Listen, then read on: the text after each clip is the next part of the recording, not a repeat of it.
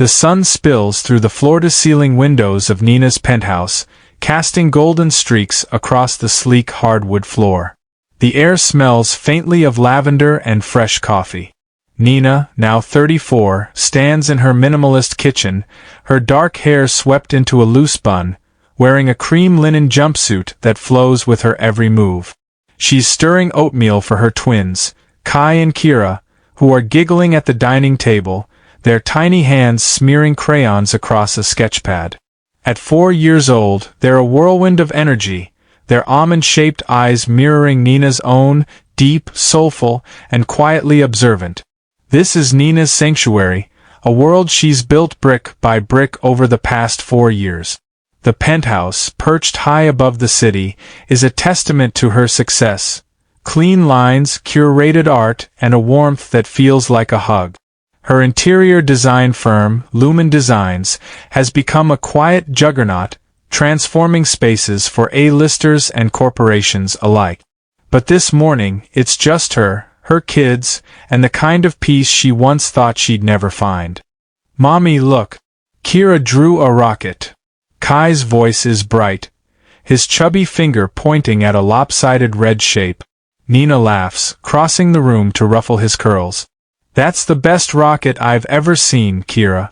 You're gonna fly to the moon someday, huh?" Kira beams, her pigtails bouncing. "With Kai. And you, Mommy." Nina's heart swells.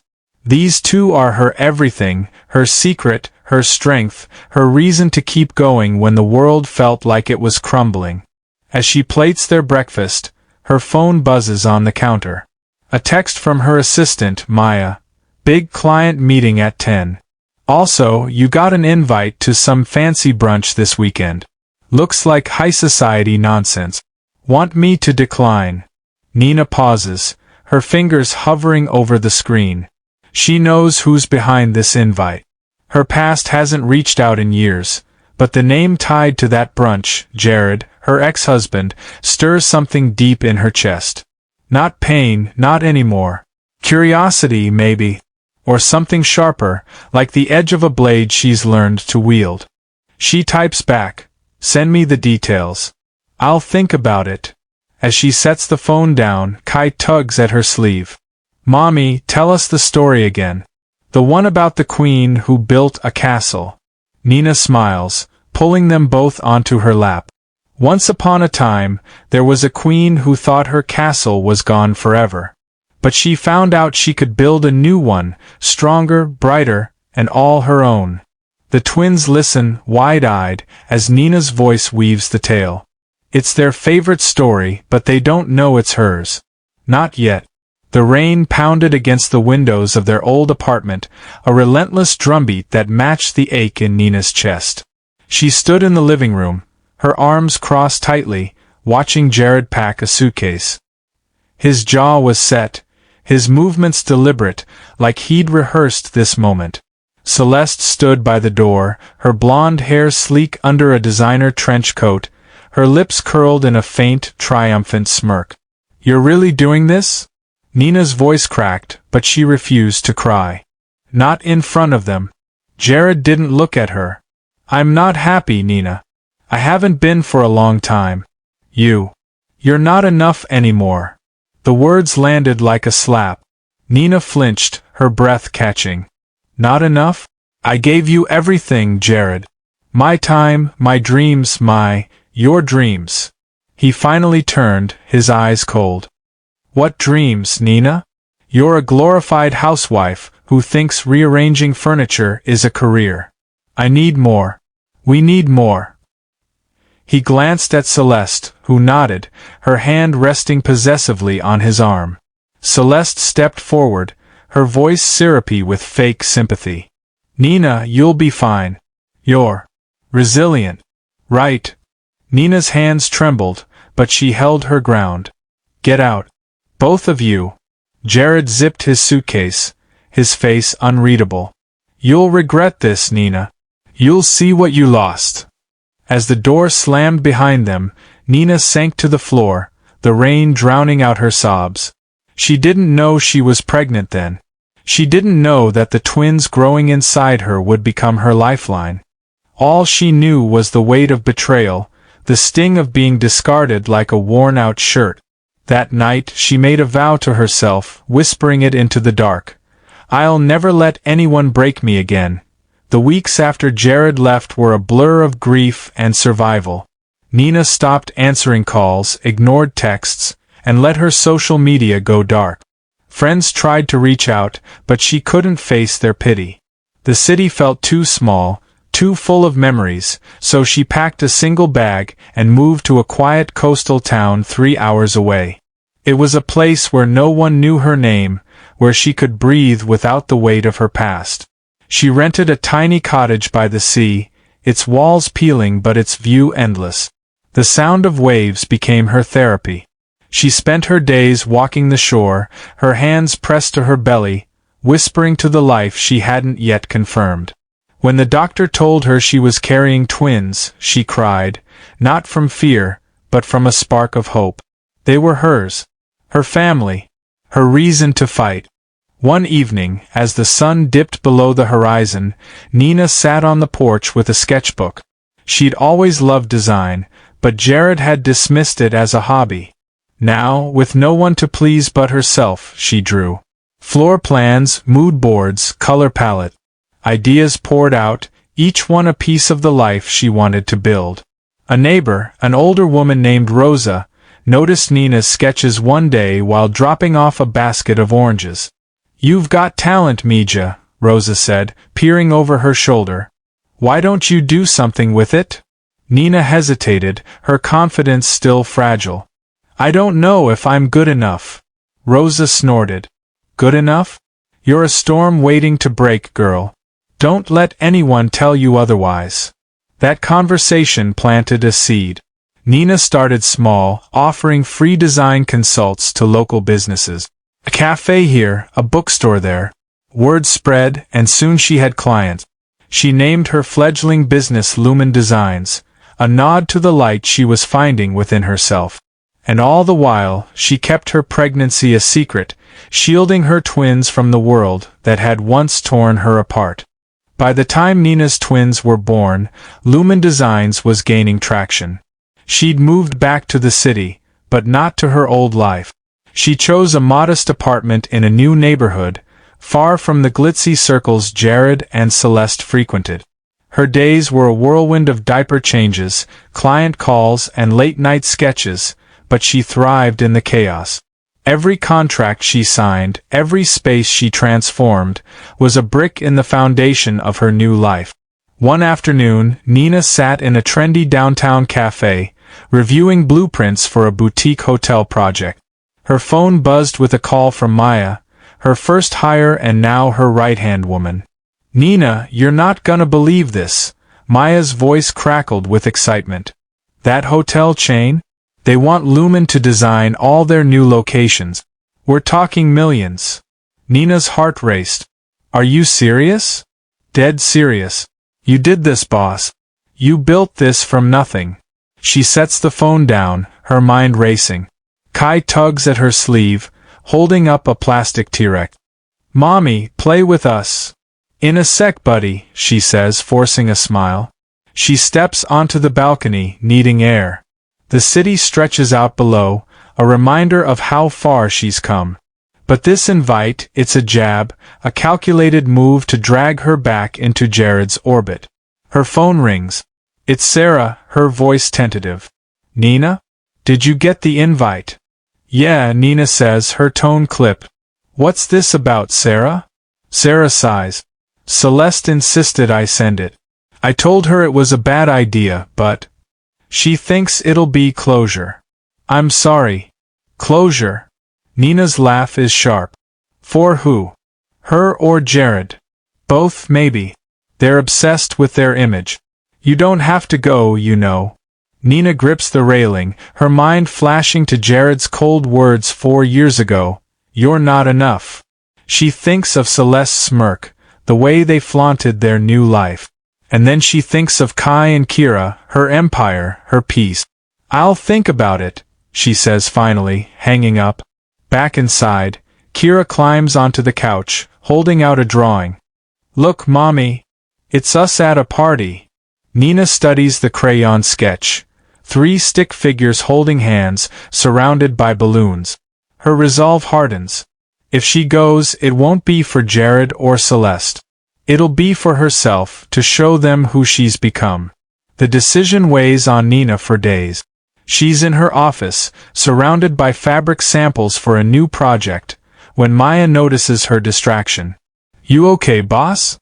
Maya asks, tossing a stress ball across the desk.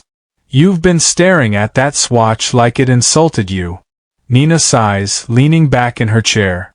"I got an invite to Jared and Celeste's brunch. They want me there, probably to gloat." Maya's eyes widen. "Oh hell no. You're not going, right?" "I wasn't going to. But..." Nina trails off, her fingers tracing the edge of a photo frame on her desk. It's Kai and Kira at their last birthday, cake smeared on their faces. Part of me wants to walk in there and show them I'm not the woman they left behind. Maya grins, leaning forward. "Okay, I'm listening. What's the play?" "If I go, I'm not going alone. I'm bringing the twins." Maya's jaw drops. "Wait, what? You've kept them off the radar forever. You sure about this?" Nina nods, her voice steady. "They're my strength. And I want Jared to see what he missed, not just me, but them. He doesn't even know they exist." Maya whistles. "That's a power move. But Nina, you know this could blow up. People will talk. Let them." Nina's eyes flash with determination. "I'm done hiding." That night, Nina sits on the floor with Kai and Kira, reading them a bedtime story. As she tucks them in, Kira grabs her hand. "Mommy, are we going somewhere fancy?" Nina smiles, brushing a curl from Kira's forehead. "Maybe, baby. Would you like that?" Kai pipes up, his voice sleepy. "Can I wear my superhero cape?" Nina laughs, kissing his cheek. "You can wear whatever makes you feel strong." As she turns off the light, her decision solidifies. She's not just going to the brunch. She's going to own it. The morning of the brunch dawns bright, the sky a perfect blue. Nina stands in front of her mirror, smoothing the lines of a tailored emerald green dress that hugs her curves and radiates confidence. Her hair is swept into an elegant updo, her makeup subtle but striking. She's not here to blend in. Kai and Kira bounce excitedly in the living room, dressed to impress. Kai in a tiny blazer with his superhero cape pinned on, Kira in a lavender dress with a sparkly headband. They're a vision, their joy infectious. "Ready, my loves?" Nina asks, kneeling to adjust Kai's cape. "Ready," they chorus, grabbing her hands. The drive to Jared and Celeste's mansion is quiet, Nina's mind focused. She's not nervous, not anymore. This is her moment. As they pull up to the gated estate, valets in crisp uniforms rush to open her door. The lawn is a spectacle. White tents, a string quartet, guests in designer outfits sipping mimosas. Nina steps out, Kai and Kira on either side, their small hands in hers. Heads turn. Whispers ripple through the crowd. She feels the weight of every stare, but she walks with purpose, her chin high. Inside the main tent, Jared and Celeste are holding court, Celeste's laughter loud and performative. Jared spots Nina first, his glass freezing halfway to his lip. His face pales, his eyes locking on the twins. They're unmistakable, his eyes, his curls, his DNA staring back at him. Celeste follows his gaze, her smile faltering. "Nina," she says, her voice shrill. You brought children." Nina smiles, calm and unshakable. "My children." Kai and Kira say hello. "Hi." Kira chirps, waving. Kai puffs out his chest, his cape fluttering. The crowd parts, every eye on Nina and her twins. Jared's mouth opens, but no words come. Celeste's hand tightens on his arm, her face a mask of shock. Nina's heart pounds, but her voice is steady. "Good to see you both," she says, her tone laced with quiet power. "Thanks for the invite." She turns, guiding Kai and Kira toward a table, leaving Jared and Celeste frozen in the wreckage of their perfect day. The game has changed, and Nina's just getting started. The brunch tent hums with the clink of champagne flutes and the murmur of high society chatter, but a hush lingers in the air, as if the crowd is holding its breath. Nina stands at a table near the center, her emerald green dress catching the light, her twins Kai and Kira giggling as they nibble on tiny sandwiches. Every eye is on them, the whispers growing louder. Who are those kids? Is that Nina? The Nina. Celeste, in a blush-pink maxi dress that accentuates her pregnancy, grips Jared's arm so tightly her knuckles whiten. Her perfectly curated smile is gone, replaced by a look of dawning horror. She stares at Kai and Kira, her gaze darting between their faces and Jared's. The resemblance is undeniable, his dark curls, his sharp cheekbones, his soulful eyes mirrored in the twins. The math clicks into place like a lock snapping shut. Jared, she hisses, her voice low but trembling. Those kids. They're yours, aren't they? Jared, still frozen, his glass of bourbon untouched, doesn't answer. His eyes are locked on Nina, who's kneeling to wipe a smudge of jam from Kira's cheek, her movements calm and maternal. The sight of her, radiant, powerful, and utterly unbothered, unravels something in him. Answer me. Celeste's voice rises, drawing curious glances from nearby guests. She steps in front of him, her hands on her hip. Did you know about this? Did you hide this from me? Jared finally tears his gaze away, his jaw tight. I didn't know, Celeste. I swear. Her eyes narrow, disbelief etched into her face. You expect me to believe that? She shows up with twins who look exactly like you, and you had no idea? Jared's voice is clipped, his patience fraying. I haven't spoken to Nina in 4 years. She never told me. Celeste's laugh is sharp, almost manic. Oh, that's rich. Your ex-wife keeps your kids a secret, and now she's here, stealing our spotlight? This is our day, Jared. Across the tent, Nina senses the tension but doesn't look their way. She's chatting with an older woman, a prominent art gallery owner, who's gushing over Kai's superhero cape. Your children are delightful, the woman says, her voice warm. And you're the designer behind Lumen, aren't you? I've been dying to meet you.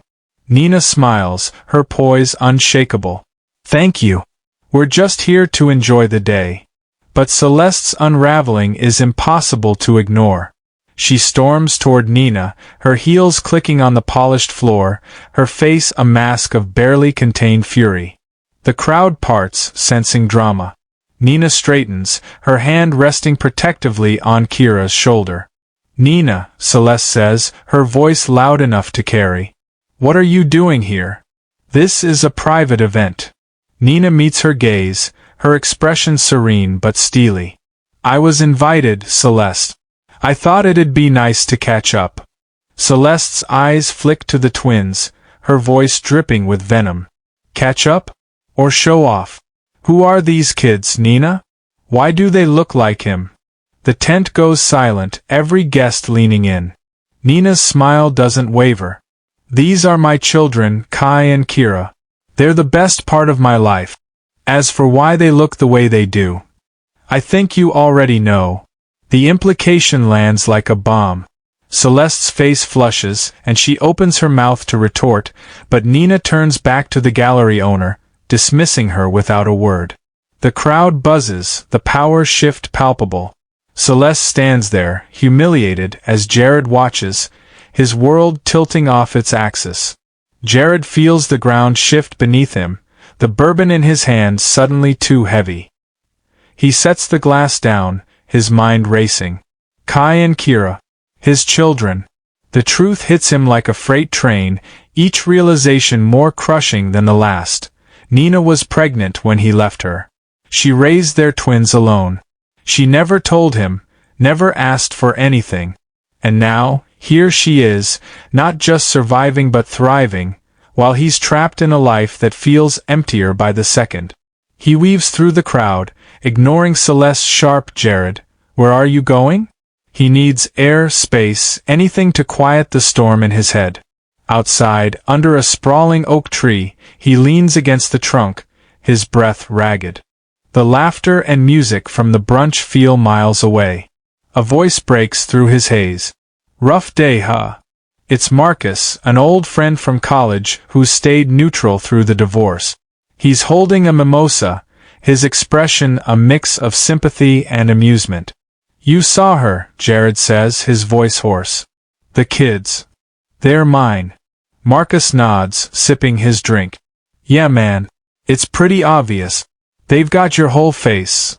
Jared runs a hand through his hair, his voice breaking. I didn't know, Marcus. She never told me. Marcus raises an eyebrow. Can you blame her? You walked out, Jared. Left her with nothing but a broken heart. What did you expect her to do, chase you down? Jared flinches, the truth stinging. I thought she'd fall apart. I thought I was her whole world. Marcus laughs, sharp and unapologetic. You thought wrong. Nina didn't just rebuild, she surpassed you. That woman in there? She's a queen. And those kids? They're her legacy, not yours. Jared's chest tightens, regret clawing at him. He thinks of the nights he spent dismissing Nina's dreams, calling her designs a hobby. He thinks of Celeste's endless need for validation, her obsession with their image.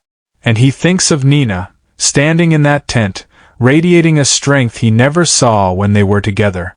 I messed up, he whispers, more to himself than Marcus. Marcus claps a hand on his shoulder. Yeah, you did. Question is, what are you gonna do about it? Jared doesn't answer. He looks back at the tent, where Nina's laughter carries on the breeze, light and unburdened. For the first time, he sees her clearly, not as the woman he left, but as the woman she's become. And it terrifies him. Back inside the tent, Nina is the eye of the storm, her presence commanding without effort. Kai and Kira are now playing with another child, their giggles drawing smiles from guests. Nina sips a glass of sparkling water, fielding questions from a tech mogul who's eager to hire Lumen Designs for his new headquarters. Your work is transformative, the mogul says, his enthusiasm genuine. How do you balance it all? Running a company, raising these two? Nina smiles, glancing at her twins. They're my why. Everything I do is for them. Before he can respond, Jared approaches, his face a mix of determination and vulnerability. The crowd hushes, sensing the weight of the moment. Nina meets his gaze, her expression unreadable. Nina, he says, his voice low. Can we talk? Alone? She considers him, her eyes searching his face. For a moment, she sees the man she once loved, the one who made her laugh, who promised her forever. But that man is gone, replaced by someone she no longer recognizes. Anything you have to say you can say here, she says, her tone firm but not cruel. Jared hesitates, glancing at the onlookers. The kids. They're mine, aren't they? Nina's silence is answer enough. The crowd murmurs, but she raises a hand, silencing them. They're my children, Jared. I raised them. I loved them. I built a life for them. You made your choice 4 years ago. His face crumples, but he presses on. I didn't know, Nina. If I'd known, you'd have what? Her voice is steady, cutting through his excuses. Come back? Stayed? You left because you didn't believe in me. I don't need you to believe in me anymore. The words land like a blade, precise and final. Jared opens his mouth, but nothing comes out. Celeste, watching from a distance, looks like she's swallowing glass, her perfect day in ruins. Nina softens, but only slightly. I don't hate you, Jared. I just don't need you. I have everything I need right here. She glances at Kai and Kira, who are now chasing each other around a table, oblivious to the drama. Jared follows her gaze, his eyes glistening. Can I know them? Please. Nina's jaw tightens, but she doesn't answer. Instead, she turns back to the tech mogul, picking up their conversation as if Jared never interrupted. The dismissal is deafening, and Jared stumbles back, the weight of his choices crushing him. The brunch continues, but the dynamic has shifted irrevocably. Nina is no longer just a guest, she's the center of gravity. Guests flock to her, drawn by her poise and the quiet power she exudes. A fashion editor asks for her card, a real estate tycoon invites her to a charity gala, and a young designer shyly asks for mentorship. Nina handles each with grace, her twins orbiting her like tiny stars. Across the tent, Jared and Celeste are unraveling. Celeste, desperate to regain control, tries to steer the conversation back to her pregnancy, but no one's listening. Her laughter is forced, her gestures frantic. Jared, meanwhile, is a shadow of himself, his eyes fixed on Nina and the twins. Marcus sidles up to Nina, a grin on his face. "You're a legend, you know that? You walked in here and flipped their whole world upside down." Nina chuckles, adjusting Kira's headband. "I just showed up, Marcus. They did the rest." He leans closer, his voice low. "You're not just showing up. You're rewriting the story." Jared thought he was the main character. Now he's just background noise. Nina's smile is subtle, but her eyes spark with satisfaction. She glances at Jared, who's now standing alone by the bar, his shoulders slumped. For a moment, she feels a pang of pity, not for the man he is, but for the life he could have had. That's when the event's organizer, a polished woman named Vivian, takes the stage. "Ladies and gentlemen," she announces, "a special thank you to our sponsor, Lumen Designs, for making today's event possible. Please join me in welcoming their founder, Nina Carter." The crowd erupts in applause and Nina's breath catches. She hadn't expected this. Kai and Kira clap wildly, chanting, "Mommy! Mommy!" as she makes her way to the stage, her heart pounding.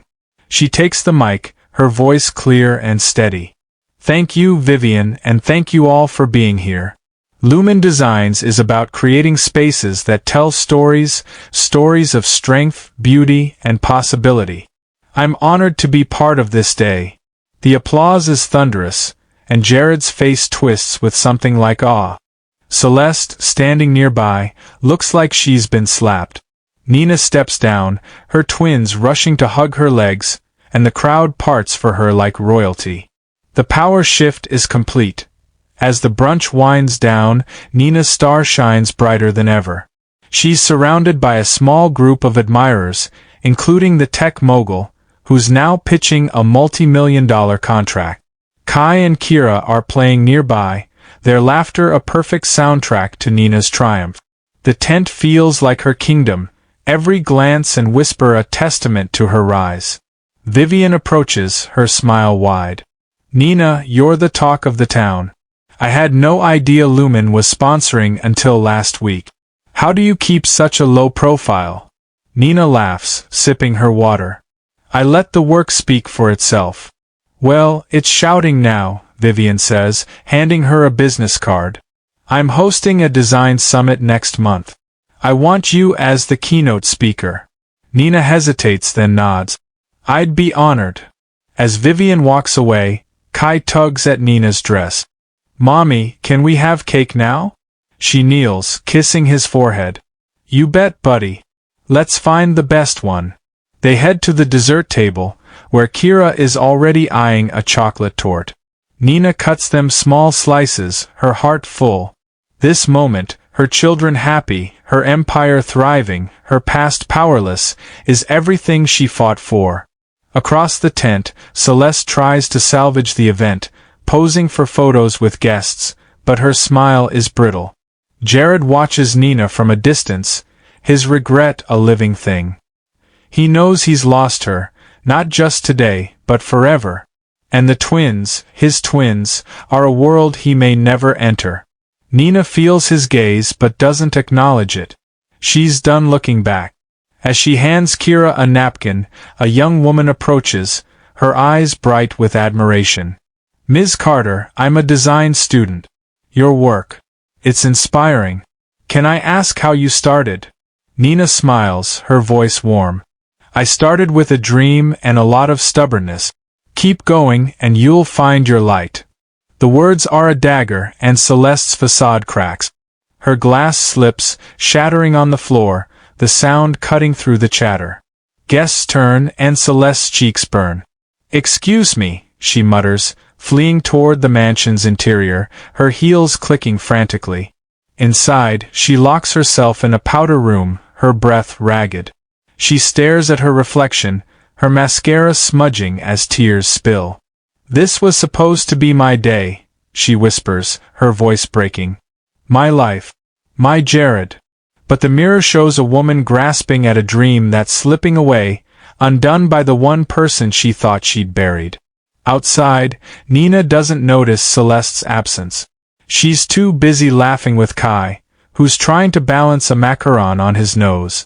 But the crowd does, and the shift is palpable. Celeste's reign is over, and Nina's star is rising. Jared stands alone on the mansion's terrace, the brunch's music a distant hum. The afternoon sun casts long shadows, mirroring the weight in his chest. He's still reeling from Nina's words in the tent. I don't need you anymore. They echo in his mind, each syllable a reminder of the life he threw away. Kai and Kira, his children, are strangers to him, their joy a world he's locked out of. And Nina, God, Nina, is a woman he doesn't recognize, her strength and grace a stark contrast to the fragile wife he left behind. He pulls out his phone, scrolling through old photos he never deleted.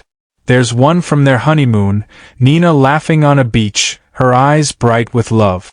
He hadn't looked at it in years, but now it's a punch to the gut.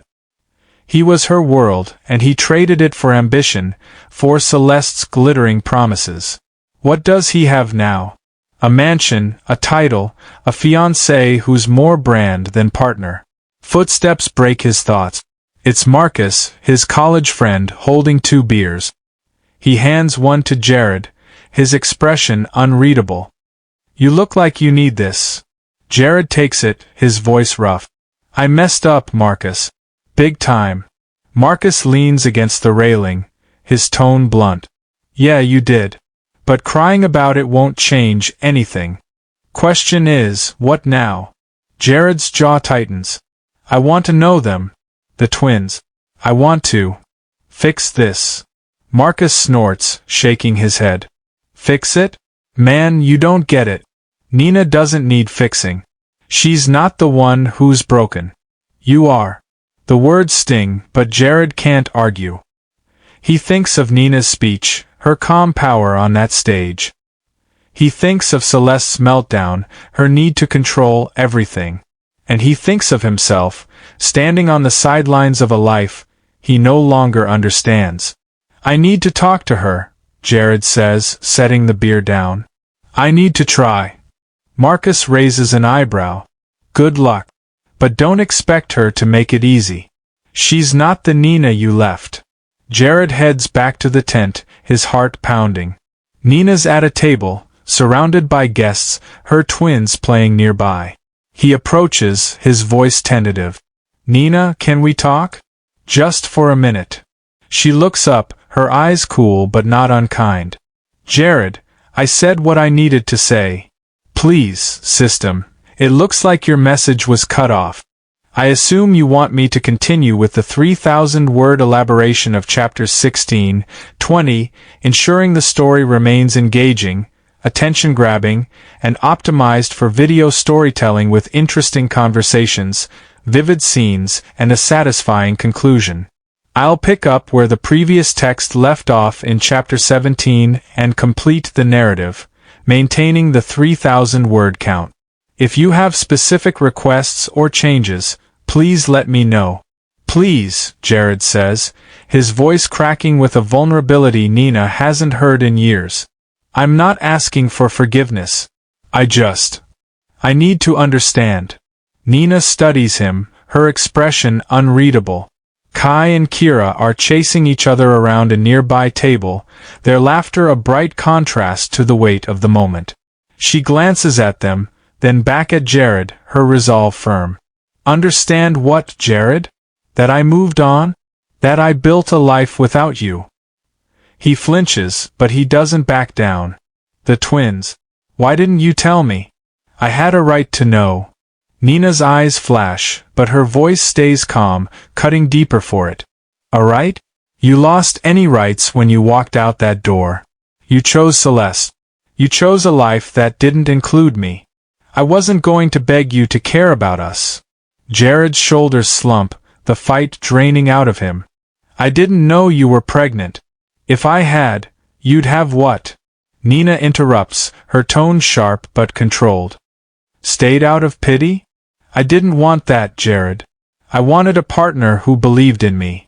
You weren't that person then, and you're not now. The words hang between them, heavy and final. Guests nearby pretend not to listen, but their glances betray their fascination. Jared's face crumples, and for a moment, he looks like the man Nina once loved, flawed, human, desperate. But she's not swayed. She's not that woman anymore. Kai runs up, tugging at Nina's dress. Mommy, can we play with the balloons? Nina softens, kneeling to his level. Sure, baby. Go find Kira and I'll be right there. As Kai scampers off, Jared watches, his eyes glistening. They're incredible, Nina. You did that. All of it. She stands, her voice steady. Yes, I did. And I'll keep doing it. For them. For me. You don't get to step into our world now just because you're sorry. Jared opens his mouth, but no words come. Nina turns away, joining her twins by a cluster of helium balloons, her laughter blending with theirs. Jared watches, a man adrift, knowing he's lost something he can never reclaim. The brunch is winding down, but the energy around Nina is electric. She's surrounded by a rotating cast of admirers, industry titans, curious socialites, and young creatives, all drawn to her like moths to a flame. Her emerald green dress glows under the tent's soft lighting, and her twins, Kai and Kira, are the perfect complement, charming guests with their infectious joy. The crowd's whispers have shifted from gossip to awe. She's the real deal. Lumen Designs is changing the game. Those kids are her legacy. Nina handles the attention with grace, her responses warm but measured. A young designer, Mia, approaches, clutching a notebook. Ms. Carter, I'm a huge fan of your work. Your designs. They feel like they have a soul. How do you do it? Nina smiles, handing Kira a napkin to wipe chocolate from her chin. Thank you, Mia. It's about listening to the space, to the people who'll live in it. And a lot of heart. You've got to pour yourself into it. Mia's eyes shine with inspiration. I want to be like you someday. You make it look possible. It is, Nina says, her voice firm. Keep going. You'll find your voice. As Mia walks away, scribbling notes, an older man in a tailored suit approaches, Victor, a real estate mogul known for his sharp instincts. Nina Carter, he says, extending a hand. I've been following Lumen Designs. Your firm's doing things others can't touch. I'm building a new cultural center downtown.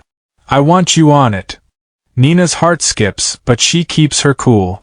That's a big project, Victor. What's the vision? He leans in, his voice low and excited. Something that redefines the city. Art, community, innovation. Your designs have that spark. Name your price. She laughs softly, glancing at Kai, who's trying to tie a balloon to his cape. Let's set up a meeting. I'll bring my team, and we'll talk details. Victor nods, handing her his card. You're going places, Nina. The world's watching. As he walks away, Nina feels a surge of pride. This is her moment, not just a comeback, but a coronation. She's no longer Jared's ex or Celeste's rival. She's Nina Carter, a force in her own right. Across the tent, Celeste reappears, her makeup fixed but her confidence shattered. She tries to mingle, but the guests are distracted, their focus on Nina. Jared, still by the pillar, watches the scene unfold, his regret deepening with every smile Nina shares. The crowd's admiration is a mirror, reflecting everything he lost. Kira tugs at Nina's hand, her voice bright. "Mommy, everyone loves you." Nina kneels, kissing her forehead. "Not as much as I love you and Kai. You're my biggest fans, right?